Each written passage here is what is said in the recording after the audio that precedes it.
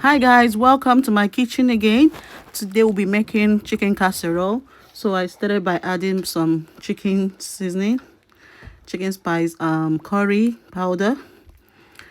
I added enough because this is chicken casserole. Curry is a main ingredient here. Then I added some thyme, some salt, some chicken seasoning cubes. I added some dry pepper and then my customized mixed herbs.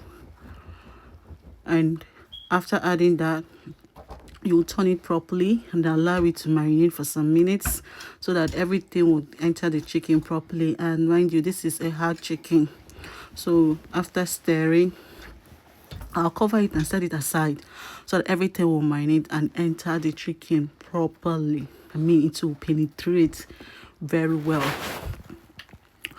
Then after covering that, I'll get my onions and scotch bonnet pepper, garlic, ginger, and then blend it. That's it. And then I start cutting my vegetables. Start with my green bell pepper, red bell pepper, the yellow bell pepper, and then my green beans. Then I also cut some sprouts because I'll be adding a lot of vegetable to this casserole. And then my carrots. Then I cut my carrots into big sizes because you can cut it any shape you want. Then set it aside, get my pan. Then I added some oil, vegetable oil, poured in carrot first with green beans. So this recipe, you start with the hard vegetables that you want to cook well. So the hardest there was carrot, so I added carrot and green beans because I wanted it to cook first. Then I added some paprika, dried paprika, some oregano. I also added my white sliced onions. Then I stirred for some time and allowed it to cook for like 3 minutes. And then after that, I added the bell peppers. At this point, I needed the bell peppers to go in.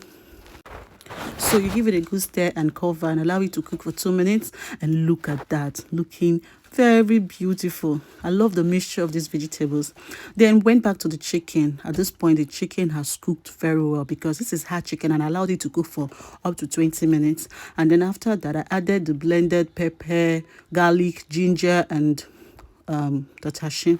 Then I added some, and then I cut my potatoes. This is Irish potato, and then added to cook for some minutes so that it will be soft. Then after that, I added the vegetables that I fried. While I was frying the vegetables, I added some salt and seasoning cubes for taste. Then I added my coconut milk.